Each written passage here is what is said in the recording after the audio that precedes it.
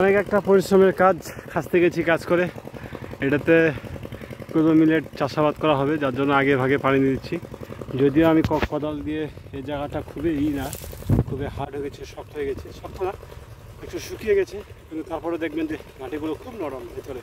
তার মানে সে দীর্ঘ 4-5 মাস 6 মাস ধরে ঘাসের উপরে যে মালচিং আছে, হ্যাঁ, এটার জন্য কিন্তু মাটিটা অনেকটা নরম হয়ে যায়, সফট হয়ে যায়। মালচিংয়ের কাজেই হচ্ছে আপনার মাটিকে